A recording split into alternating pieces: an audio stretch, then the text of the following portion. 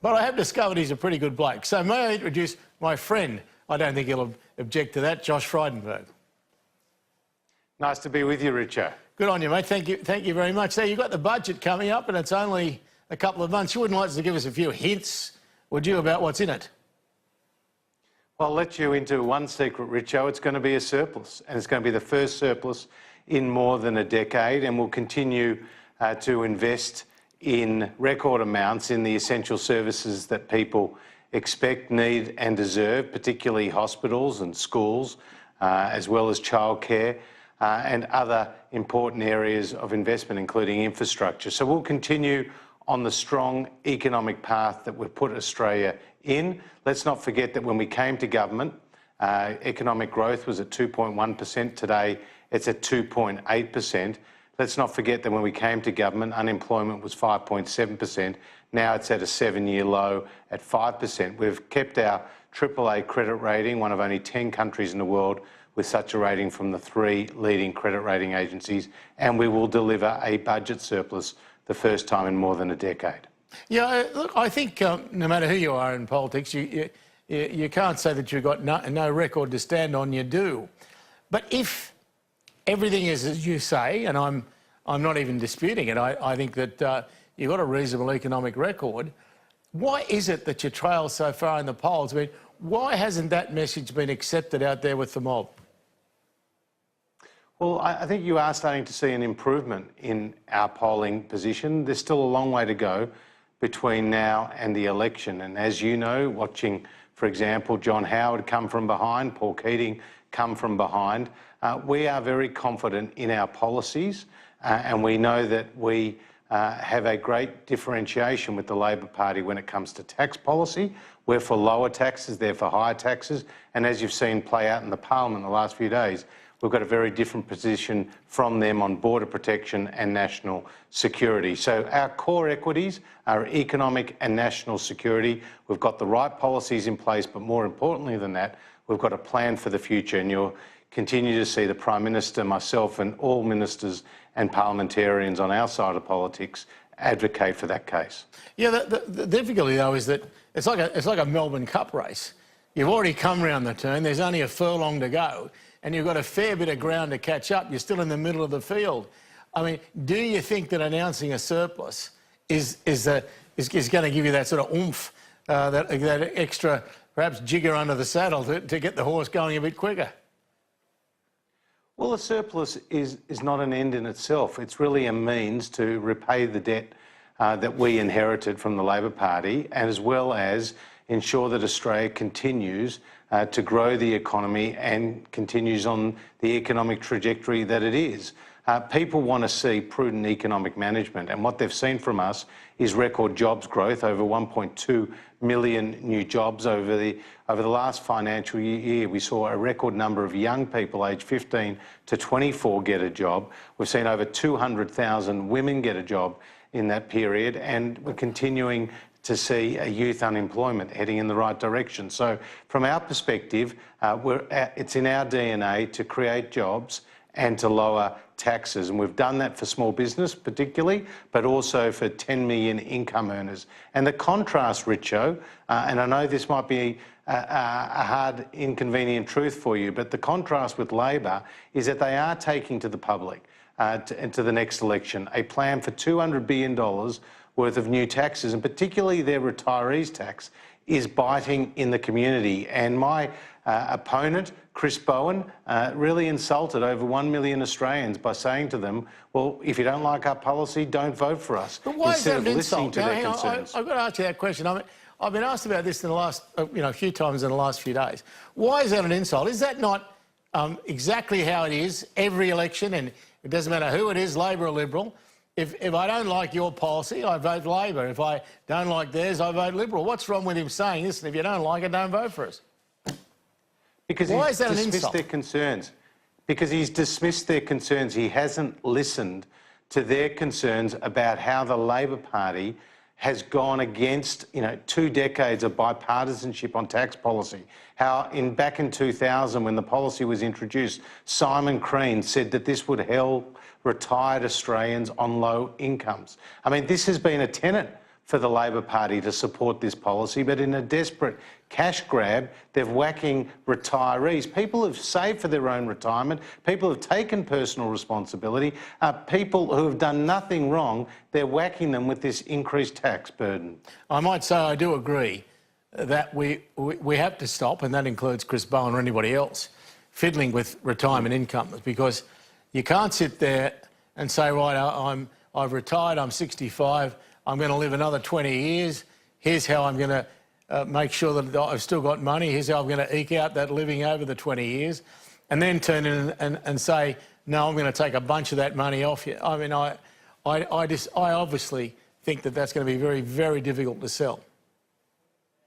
Well, it certainly is, and you've seen from those parliamentary hearings around the country, people are turning up in their droves to make their concerns heard and felt, and you've heard groups like the National Seniors come out strongly against the Labor Party's policy. But it's not just with retirees who are going to be hit by Labor's new taxes, it's also homeowners and people who rent who are going to pay as a result of the changes to capital gains tax and negative gearing. It's also superannuants who are going to pay higher taxes. And you've even heard Paul Keating criticise the Labor Party's plan to increase income tax for those at the top end. I mean, these policies are targeting aspiration. They're ideologically opposed to the things that we believe in, namely that if you have a go, you get a go, that you should keep more of your hard-earned money, that you should be rewarded for effort. They're the values that the Liberal Party believes in, but unfortunately the Labor Party just wants to get more and more money in the government coffers, and in the process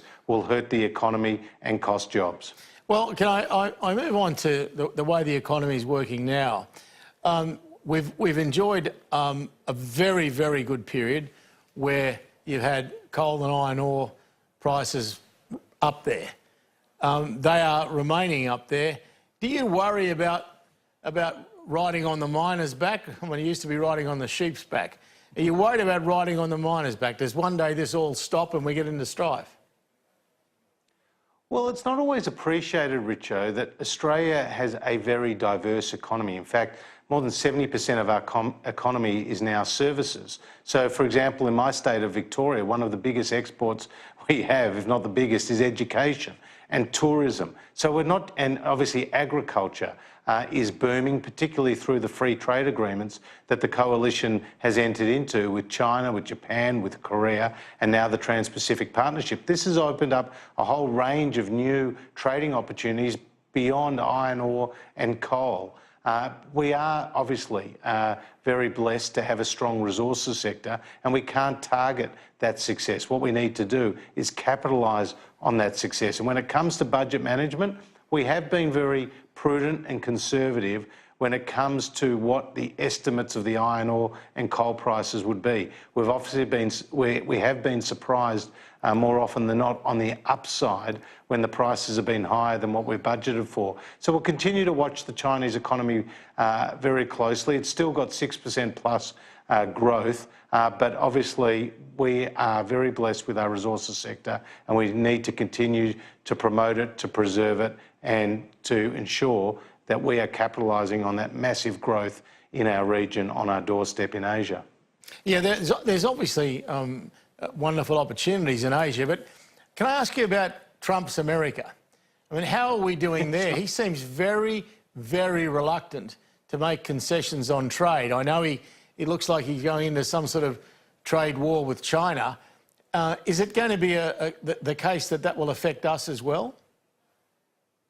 Well, certainly we are affected by trade tensions, particularly if it involves, two of our biggest trading partners, the United States and China. Indeed, China's our number one trading partner, but the United States is our number one investor. So we obviously continue to promote a rules-based trading system, and one where disputes are worked out amicably between the parties, and we encourage it to be done through the WTO, the World Trading Organization. But so far, that tit-for-tat between China and the US has been contained. It hasn't extended much more broadly across the economy, but we do again watch it very, very closely. But when it comes to advocating on behalf of Australian workers, it was through the good work of Malcolm Turnbull, Prime Minister at the time, who ensured that Australia wasn't hit by those particular tariffs that Trump put on the steel industry. And that helped preserve jobs at BlueScope Steel and other manufacturers across Australia. Well, if that's the case, where does the Chinese company Huawei, where do they stand today? What's their position in Australia? What can they do and what can they not do? Oh, well, look, you've heard Peter Dutton and the Prime Minister and others make clear of our policy around the telecommunication sector and 5G and the like, but I'll leave that to them. But we have very close relationships with our Chinese companies and counterparts. And again, it's a very strong, important trading relationship for us. But of course, when it comes to any Foreign Investment Review Board decision, they are made in the national interest and that will continue to be thus, regardless of which side of politics is in power at the time. No, I understand that, but I also understand that irrespective of independent bodies making decisions, the Chinese can get themselves upset about those decisions. And in their case, they don't care who makes it. It's Australia who makes it. And if they turn against you on anything, they can really hurt us pretty easily because, as you say, they're our #1 export market. Well, they are, and we have more than $150 billion of two-way trade with China, and it's firmly, I have to say, in Australia's favour. With Australians exporting over $100 billion to China every year, and we importing just over $50 billion. So it's a strong two-way trading relationship that is been in Australia's interest and will continue to be so for the years and decades ahead. What about Asia and how we're doing there? Is it the case that we're taking real opportunities in India? Because it seems to me we've missed the boat just a bit there. Well, historically, we should have had a much closer trading relationship with India. I mean, we share a common English language. We share a love of cricket. We're two countries that have had close ties to the United Kingdom over the years. And so there is a lot that we have in common. We're both Commonwealth countries. So the relationship should have been stronger over the years. And I remember Alexander Downer describing India and Australia as like two ships in the night that bypassed each other. But I think in recent years that relationship has become closer. And the leader of India, Prime Minister Modi, and Prime Ministers here in Australia have developed a close relationship, and the free trade agreement between our two countries is obviously something that would, I think, be beneficial to both countries. But obviously working out those details will take time. The systems are quite different between our two countries, and of course any trading relationship that we enter into on a formalised way like that needs to be strongly in Australia's interest.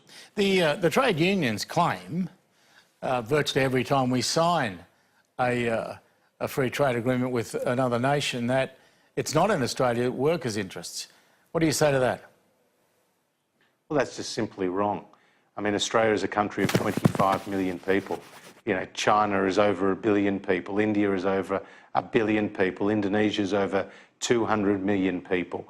And you've got the dynamic economies in Korea and Japan.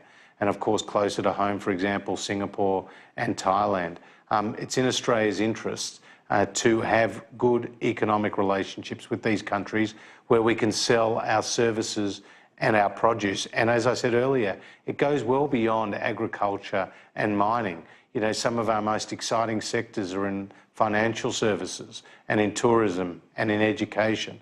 And the things that we've been doing in that area, for example, in financial services, creating a special passport that allows our fund managers to operate in the region has been really beneficial for that sector.